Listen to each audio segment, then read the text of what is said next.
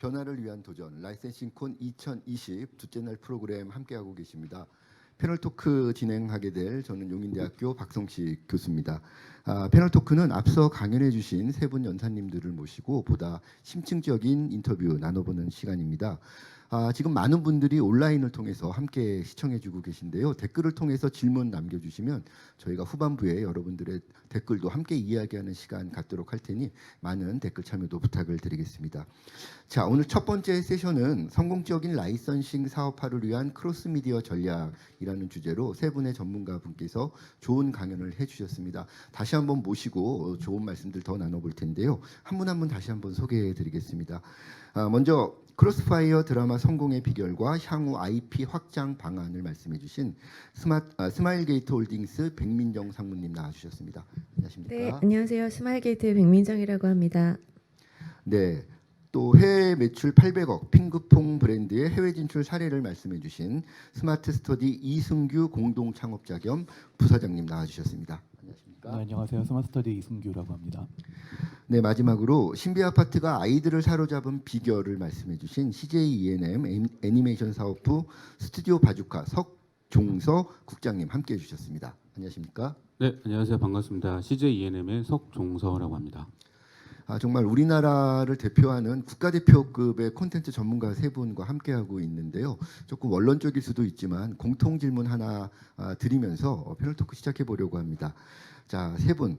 좋은 컨텐츠란 어떤 것일까요? 우리 백민정 상무님께서 먼저 말씀 좀 해주실까요? 네, 아까 소개 영상에도 나왔었는데 저는 좋은 컨텐츠는 각각의 그 목적에 맞는 의미가 있어야 된다고 생각하는데 뭐 교육 컨텐츠는 교육적인 메시지가 있어야 되고 엔터테인먼트 컨텐츠는 즐거움이 있어야 되는데 저희는 제 생각도 그렇고 저희가 추구하는 좋은 컨텐츠는 함께 즐길 수 있는 어떤 요소가 있는 것이 정말 좋은 컨텐츠라고 생각을 합니다. 그래서 함께 즐겨서 좋은 메모리들이 있으면 그것들이 결국 세상도 더 즐겁게 만든다고 생각하고 있어서 함께 즐기는 요소가 있는 게 좋은 컨텐츠라고 말씀드리고 있습니다. 네, 감사합니다. 또 이승규 교수님. 네, 정말 어려운 질문 주셨는데요.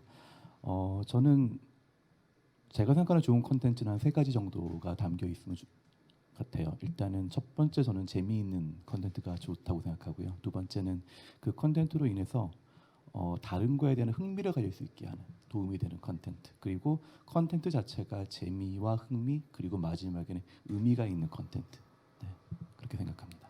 네, 감사합니다. 그리고 우리 석 국장님. 네, 옆에서 두 분께서 다 많은 말씀을 해주셔서 저는 좀 다른 말씀을 좀 생각을 해봤는데요. 저는 주인공이 됐든 스토리가 됐든 어떤 뭐 세계관 설정이 됐든 보는 사람들이 감정이입을 할 수 있는 콘텐츠가 가장 좋은 콘텐츠가 아닌가 싶습니다. 그래서 감정이입을 해야지만이 이 작품이 말하고자 하는 스토리가 뭔지, 그다음에 감독이 됐든 연출자가 전달하고자 하는 메시지가 뭔지를 정확하게 시청자들이 받을 수 있기 때문에 저는 감정이입을 할 수 있는 콘텐츠가 가장 좋은 콘텐츠가 아닐까 생각합니다. 네, 역시 국가대표급의 전문가분들의 말씀을 들어보니까 잘 정리가 되는 것 같습니다. 몰입이 될 수 있는 좋은 스토리와 또 그 안에서의 폭넓은 소통 그리고 재미와 감동을 확장하는 의미의 확보까지 그런 요소들이 갖춰지면 정말 세계적인 경쟁력을 갖춘 그런 컨텐츠 IP가 만들어지지 않을까 생각이 듭니다. 자, 계속해서 그러면 그 심층 인터뷰 진행을 해볼 텐데요. 백민정 상무님부터 차례대로 한 네. 분씩 제가 질문 드려보겠습니다. 강연 내용을 보니까 IP를 확장을 해가면서 네. 게임의 수명을 늘리는 것이 중요하다 이렇게 네네. 말씀을 해주셨습니다. 뭐 강연 내용에도 나왔지만 중국에서는 드라마화를 성공적으로 진행을 네. 하셨고 또 헐리우드과도 영화 작업을 준비하고 계신 걸로 알고 있는데요. 혹시 그 밖에 다른 확장 모델을 계획하고 계신 것이 있으신지 궁금합니다. 네, 여기 신비 아파트 확장을 어마어마하게 잘하고 계시는 석 국장님 앞에서 제가 여러 장르로 확장을 한다고 참 말씀드리긴 그런데요. 일단은 제가 인터뷰에서도 얘기했지만 저희가 테마파크로 이미 이제 확장을 하였습니다. 그래서 실내 테마파크를 계속 열고 있고 실외 테마파크도 지금 준비 중이고요. 크로스파이어는 이제 원천 IP가 게임입니다. 그러다 보니 게임 내에서도 영상이 드라마, 애니메이션, 뭐 웹드라마 있듯이 게임도 게임 내에서 모바일, PC, 콘솔, 뭐 모바일도 장르가 굉장히 많거든요. 그래서 지금 이미 마이크로소프트와 엑스박스 콘솔 게임으로 저희가 론칭을 준비하고 있고요. 기타 장르별로 여러 모바일, PC 이런 것들이 계속 확장될 계획을 갖고 있습니다. 많은 계획들이 성공적으로 추진되시기를 네, 저도 감사합니다. 기대하고 있겠고요. 계속해서 이승규 부사장님께도 한번 네네. 질문 드려보고 싶은데 핑크퐁의 상어 가족은 뭐 어린이들에게는 두말할 필요가 없을 정도로 사랑받는 캐릭터가 되었습니다. 이 시장에 같이 경쟁하고 있는 많은 어린이용 캐릭터들이 있을 텐데요. 그런 다른 어린이용 캐릭터들과 우리 상어 가족 캐릭터들이 이렇게 차별화될 수 있는 상어 가족만의 매력, 강점 어떤 것들이 있을까요? 일단 상어가족은 기반이 음악 컨텐츠였거든요. 사실은 음악이야말로 가장 반복에 좋은 어떤 컨텐츠 같아요. 반복해서 듣다 보니 거기에 나오는 사실은 배경에 나왔던 캐릭터를 좋아하게 돼서 상어가족의 캐릭터의 인기가 올라갔다고 보고 있고요. 일단은 기본 첫 번째는 음악이 좋다는 거, 그리고 두 번째는 상어라는 소재가 사실은 공포의 상징이었는데 이게 베이비가 붙으면서 약간의 그 상반성, 그런 아이러니한 그런 느낌이 좀 더 아이들이 좋아했던 것 같고요. 그리고 뭐 마지막으로는 그 가족마다 다 다른 색깔들, 그래서 약간 뭐 누구나 좋아하는 컬러가 있듯이 그런 면에서 조금 더 쉽게 적용되지 않았나라고 생각하고 있습니다. 역시 뭐 상어 가족의 음악이 주는 그런 그 후크적인 느낌 뭐 이런 것도 역시 매력적이었던 것 같고요. 아울러서 그 스토리텔링이 가지고 있었던 의외성 이런 부분도 말씀을 해주신 것 같습니다. 자, 다음은 석종서 국장님께 한번 여쭤보겠는데요. 강연을 통해서 현재 지금 상황에서 새로운 디지털 미디어들이 전통적인 미디어들을 앞서가고 있다 이렇게 평가를 해주셨습니다. 굉장히 미디어와 관련해서 그 전환기 이런 그 느낌이 강한 시기라고 생각을 하는데요. 석 국장님이 보시기에 앞으로 디지털 미디어들과 전통적인 미디어들 간의 이런 관계 어떻게 우리가 전망해 볼 수 있겠습니까? 사실 이제 전통적인 미디어라는 워딩 자체가 사실 좀 불편하긴 한데 뭐 저도 이제 그 표현을 쓸 수밖에 없는 것 같고요. 사실 저희가 이제 전통적인 미디어에 있는 방송사들은 사실 지금의 어떤 패러다임을 몇 년 전부터 사실 예측은 하고 있었습니다. 그래서 빠르게 디지털 쪽으로 모든 컨텐츠와 어떤 소비 패턴들을 시프트 될 거라는 생각은 이미 하고 있었고요. 그래서 좀 몇 해 전부터 준비는 하고 있었습니다. 근데 뭐 아까 발표 때도 말씀드렸던 것처럼 뭐 코로나 바이러스를 통해서 그 속도가 더 가속화된 것 같아요. 그래서 그런 것들에 대한 부분도 저희가 대응을 해야 되는데 지금 그러니까 질문 주셨던 것처럼 이제 앞으로 이후에 이제 디지털 쪽에 대한 부분은 지금보다 더 공격적으로 플랫폼 사업자들이 더 늘어날 것으로 예상이 되고요. 뭐 최근에 사실 어떤 뭐 쿠팡이라는 쪽에서도 이제 그 OTT 서비스를 하겠다고 이제 뭐 선언을 한 걸 기사로도 봤던 것도 있고, 그러니까 이와 같이 굉장히 다양한 사업자들이 디지털 플랫폼 쪽으로 이제 새로운 시도를 하겠다라는 생각을 좀 가지게 됐고 그 시장도 굉장히 확대될 거라고 생각을 하고 있습니다.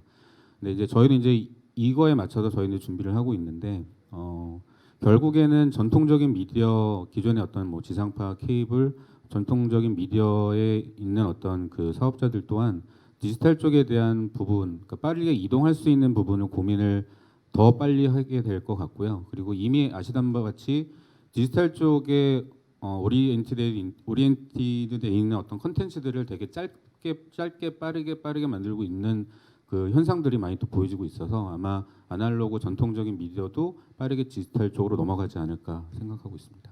아마 또 이런 디지털 플랫폼들과 전통적인 미디어들이 상호 경쟁하고 있지만 또 서로 영향을 주고받으면서 새로운 유형의 서비스들도 많이 나타날 수 있을 것 같다 이런 평가를 해주신 것 같습니다. 다시 마이크를 백민정 상무님께 한번 돌려드리고 싶은데요. 네. 그 크로스파이어 같은 경우에 현재 한국에서는 그 정식 서비스는 종료된 걸로 알려져 있는데요. 일부에서는 이제 그 한국에서는 종료가 됐지만 중국 시장에서 엄청난 큰 성공을 거둔 것을 놓고 조금 이게 상반된 평가들도 일부는 있는 것 같습니다. 예를 들면 뭐 중국 시장의 선점 효과를 누렸다라든가 뭐 여러 가지 좀 우연적인 요소들이 있었지 않나 뭐 이런 그 약간 좀 평가 절하하는 의견들도 일부는 있는 것 같은데요. 하지만 이 컨텐츠 비즈니스라는 세계에서 우연이라고 하는 요소가 작용하는 영향력은 제한적일 수밖에 없다는 생각을 또 한편 하게 돼서요. 상무님께서 생각하시는 크로스파이어 중국 진출 성공의 핵심적인 성공 요인 어떤 것이라고 생각을 하실까요? 네. 크로스파이어가 중국에서 론칭한 지 10년이 넘은 게임입니다. 15년이 가까이 되는데 선점 효과가 물론 초반에 당연히 있었겠죠. 근데 10년이 넘게 탑 상위 유저면이나 매출면에서 상위를 유지할 수 있었던 것은 단순히 선점 효과 때문만은 아니라는 것은 뭐 분명히 말씀드릴 수 있고요. 여러 가지 요소가 있겠지만 이렇게 크게 한 세 가지로 묶는다면 첫 번째는 로컬라이제이션이라고 생각합니다. 로컬라이제이션을 초기 때도 그랬지만 여전히 끊임없이 우리 중국 문화나 중국 유저 그들의 비헤이비어를 이해하면서 거기에 맞추려고 지금도 굉장한 많은 R&D를 하고 있고요. 두 번째는 그렇습니다. 뭐 게임이라는 것은 처음에 들어와서 하다가 즐길 컨텐츠가 없으면 유저가 떠나는데 지금도 저희는 아마 그 비슷한 장르의 게임 중에서는 가장 즐길 거리가 많은 게임일 텐데요. 지금도 그 크로스파이어의 라이브 스튜디오 직원 몇백 명은 새로운 컨텐츠를 만들어내기 위해서 밤낮 없이 뭐 너무 열심히 좋은 컨텐츠를 만들어내고 있습니다. 그래서 그 재미있는 끊임없는 컨텐츠. 그리고 세 번째는 좋은 파트너십인데요. 중국에서 저희 파트너가 이제 텐센트입니다. 근데 텐센트가 정말 훌륭한 기업이고 노력을 많이 하고 자금력도 있는 기업인데 파트너십이라는 것은 혼자만 잘한다고 되는 것이 아니어서 훌륭한 파트너를 만났고 그거에 맞게 스마일게이트도 그걸 유지하기 위해서 최선을 다하고 노력하는 그런 저희가 모습을 보였기 때문이라고 생각합니다. 그 뭐 우리가 흔히 오리 얘기 많이 하는데 물 위에 떠 있는 오리 얘기할 때 우아한 오리 발밑에서 뭐 이러고 있다 뭐 이런 얘기들 많이 하는데 겉으로 보여지는 성공 이면에 감춰져 있는 우리 기획자분들이라든가 크리에이터 분들의 노력 또 많은 고민들 이런 부분들을 특히 젊은 스타트업 단계의 이 분들이 많이 더 참고하시고 마음에 새겨주시면 좋을 것 같다 이런 생각도 말씀드리면서 해봤습니다. 계속해서 이승규 부사장님께도 한번 질문 계속 여쭤보겠는데요. 아까 말씀해 주실 때 상어가족이 처음에 음악으로 출발을 했던 모티베이션이 됐던 캐릭터라는 말씀하셨습니다. 특별히 이 동요, 동화를 시장에 들어오실 때 핵심적인 장르로 선택을 하신 특별한 이유가 있으실까요? 저희는 사실은 미취학 아동 쪽이 글로벌 진출에 유리하다는 생각을 회사 초기부터 하긴 했습니다. 보통 취학을 하면 학제가 어쨌든 각 나라의 교육부의 영향을 받고 그리고 초등학교 때부터는 사실은 공부와 놀이는 별개잖아요. 근데 미취학 시장은 유일하게 사실은 노는 게 공부고 공부하는 게 노는 정말 에듀테인먼트라는 단어가 딱 맞는 시장이고 그리고 나라마다 당연히 문화가 다르지만 그래도 미취학 아동들에게 부모가 원하는 거는 세계별로 그렇게 다르다는 생각을 하지 않았습니다. 그래서 그런 점에서 미취학 아동을 택했고 미취학 아동을 택하다 보니 당연히 이제 동요와 동화이고 초기에는 사실은 저희도 좀 퍼블릭 도메인이라고 해야 되나요? 아니면 그 약간 오래된 IP들을 저희 나름대로 해석한 방식을 좀 선택을 했어요. 그러니까 사실은 대중들은 너무 낯설어도 싫어하고 또 너무 익숙하면 재미가 없기 때문에 그 중간에서 이를테면 동요를 약간 K-팝식으로 해석을 한다거나 아니면 약간 잔혹한 동화를 조금 더 재미있게 저희식으로 바꾼다던가 그렇게 해서 아마 동요와 동화를 초기에 잡고 시작을 했고 요즘에는 점점 더 이제 저희 오리지널도 많이 진행을 하고 있습니다. 말씀 중에 가슴에 많이 와닿는 표현이 그 새로움과 낯선 것 사이에서 균형을 잡는 것, 그 일이 사실은 쉬운 것 같지만 콘텐츠를 기획하는 입장에서는 제일 어려운 또 성공한 기획자의 노하우의 핵심이라고도 평가할 수 있을 것 같은데 혹시 그런 점에서 많은 고민을 하신 그런 결과라는 생각이 듭니다. 석종서 국장님께도 한번 여쭤보고 싶은데요. 아마 이승규 부사장님도 그런 고민을 하셨을 것 같은데 강연 내용 중에도 이렇게 계속 성장을 하는 그런 그 캐릭터가 되어서 아이들의 성장과 작품의 성장이 함께 가는 그런 기획의 중요성을 말씀을 해주셨습니다. 그러다 보니까 이제 아무래도 과거에 비해서 아이들이 채널을 선택할 수 있는 그 영향력이라 그럴까 결정권이 커져 있는 상황이기는 한데요. 그래도 여전히 특히 이제 우리나라에서는 그 부모님들의 선택권을 아주 무시하기는 아직까지는 어렵지 않은가 이런 생각이 들고요. 실제로 뭐 유아동 시장이든 어린이 시장이든 에듀테인먼트 시장에서 바이어 그룹인 부모님들을 또 무시할 수 없는 그런 상황인데 혹시 특별히 부모님들 그룹과의 소통을 위해서 고민하고 계시거나 시도하고 계시는 부분들이 혹시 있으실까요? 사실 부모층들이랑 직접적으로 어떤 소통을 하는 그런 어떤 시스템은 사실 있지는 않습니다. 사실 예전에는 그런 어떤 시스템을 좀 내재화해서 지속적으로 부모 타겟들이랑 만나서 이야기를 나누면서 뭐 부족한 부분에 대한 부분을 저희가 개선할 수 있게끔 그런 원인도 찾고 그랬었는데 지금은 사실 좀 어렵게 된 게 사실이고요. 그래도 이제 저희가 이제 컨텐츠를 애니메이션을 제작을 하면서 그런 부분들의 고민은 당연히 합니다. 시작부터. 그래서 당연히 아이들한테는 재미가 있어야 되는 거고, 그리고 부모들이 봤을 때는 이 컨텐츠가 굉장히 건전해야 된다, 건강해야 된다라는 생각들을 항상 가지고 있었기 때문에 아까 제 발표 때도 말씀드렸지만 어떤 신비 아파트의 어떤 그런 부족한 부분을 그러니까 감동이라는 어떤 스토리텔링으로 좀 집어 넣으면서 그런 부분을 좀 개선시키고자 했고요.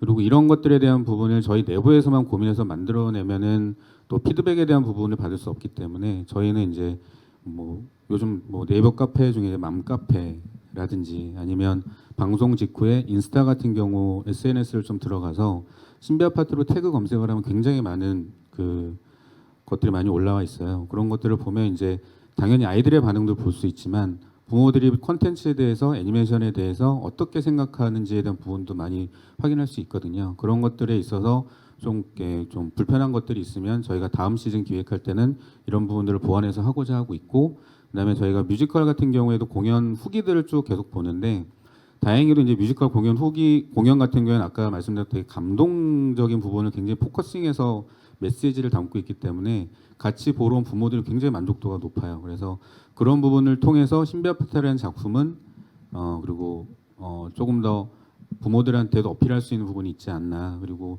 이런 것들을 단지 신비 아파트에 국한되는 게 아니라 앞으로 이제 저희가 기획하는 작품들에도 똑같이 적용할 생각을 가지고 있습니다. 부모님들 말씀을 해주셨으니까 아이들에 대한 질문 하나만 더 연결해서 드리고 싶은데요. 아이들은 이제 말씀하신 것처럼 성장을 하고, 그러면 성장을 하고 있는 아이들과 함께 작품 속의 캐릭터들도 성장시키는 전략들을 고민하고 계실 것 같은데, 신비의 아파트에 등장을 하는 우리 캐릭터들, 신비를 비롯해서 그 뭐 동생들, 친구들 어떻게 성장시키시고 싶으신지 비전을 한번 여쭤보고 싶습니다. 사실 되게 어려운 질문인 것 같아요. 사실 이제 애니메이션 속에 등장하는 캐릭터들은 뭐 다들 아시겠지만 신비 아파트는 2014년도 이제 파일럿을 시작해서 지금 6년 동안 이제 제작 방송이 되고 있는데 그 등장한 아이들의 나이는 변하지가 않았어요.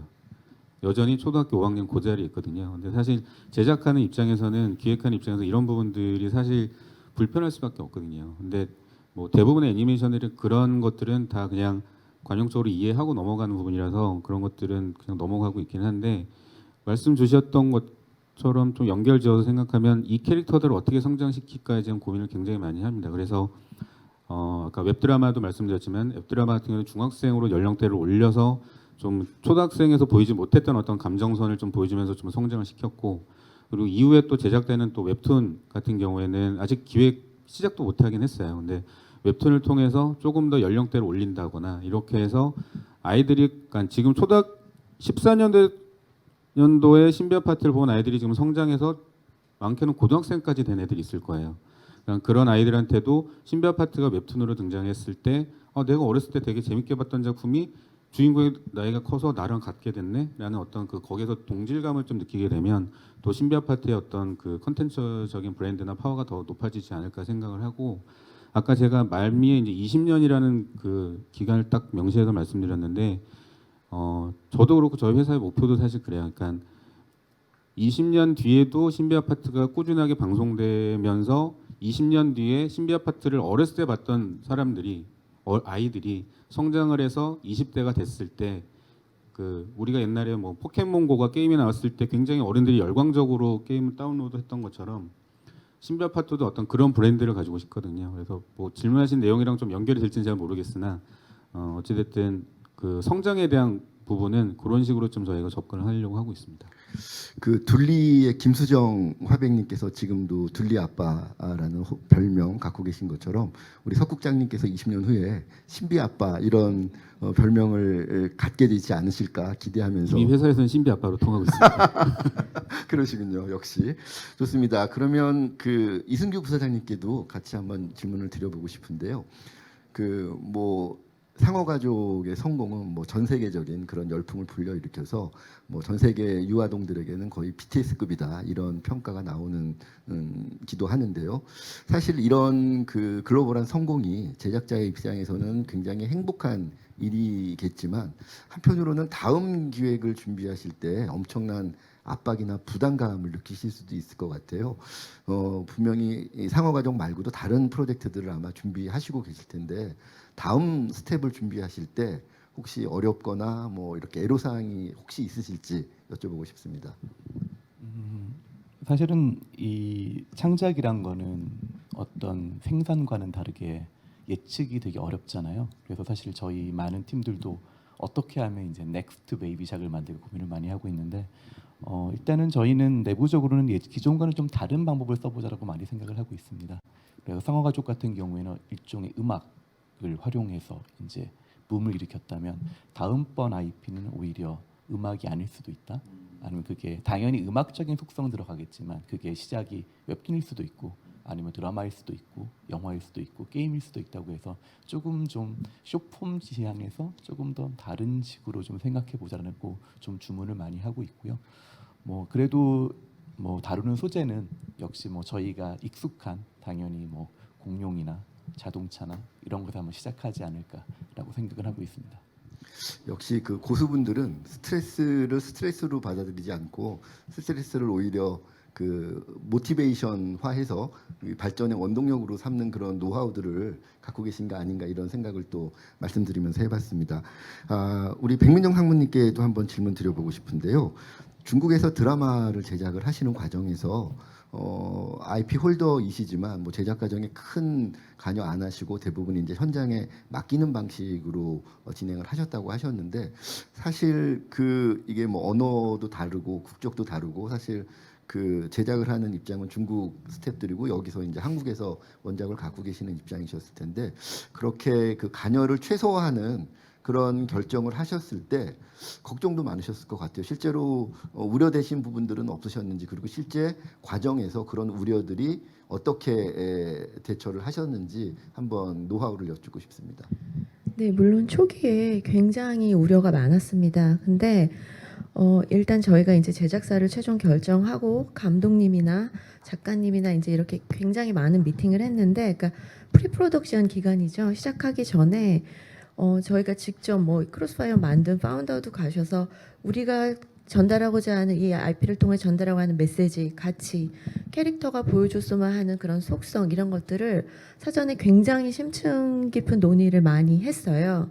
그래서 그것들을 감독님과 작가님이 잘 이해를 하셨던 것 같고요. 그리고 그 제작사뿐만이 아니라 그분들이 크로스파이어라는 IP에 대해서 굉장한 리스펙트가 있으셨습니다. 이게 중국에서 국민 게임이라고 불리고 파워풀하다 보니까 이 IP에 어떤 이미지나 어떤 것에도 이렇게 손상을 되지 않아야 된다는 그 믿음도 이분들이 있으셔서 그 리스펙트를 기본으로 해서 저희가 했기 때문에 저희 역할을 최소화할 수 있었고요. 사실 진행하면서는 교수님 말씀하신 것처럼 언어가 뭐 굉장히 큰 이슈였습니다. 뭐 저희가 일을 할 때 뭐 대화 정도는 다 하겠지만 36부작이라는 드라마의 대본에 대해서 피드백 주는 건 굉장히 어려웠는데 사실 그 부분은 제가 뭐 이 기회를 빌어 저희 중국 담당 직원들한테 너무 감사하다고 얘기를 하고 싶습니다. 참 이렇게 어려운 언어와 문화의 그 벽을 극복을 하시고 좋은 결과를 얻어내신 점에 대해서 정말 박수를 보내드리고 싶고요. 지금부터는 시간이 많이 남진 않았지만 온라인으로 댓글 보내주신 여러 시청자분들의 질문 가운데 몇 가지만 그 빨리 추려서 질문을 좀 들어보겠습니다. 우리 저 스태프들이 질문을 좀 추려 주셨는데요. 먼저 우리 이승주 부사장님께 꼬미라는 아이디를 갖고 계신 분이 이런 질문을 주셨습니다. 핑크퐁은 아이들에게 무서울 수 있는 사자, 공룡, 상어 등을 캐릭터화하고 있는데요. 이렇게 동물을 선택하는 이유가 따로 있으셨는지 이런 질문 주셨습니다.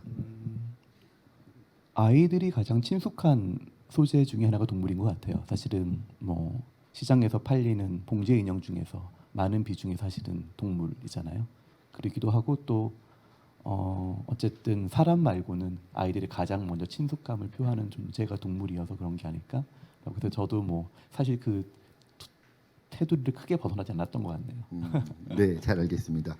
이번에는 석종서 국장님께 질문이 올라와 있는데요. 김형진님께서 우리 그 신비 아파트 얘기를 하는 것 같네요. 호러의 수위랑 심의 어떻게 맞추셨나요? 이렇게 질문 주셨거든요. 굉장히 어려운 질문입니다.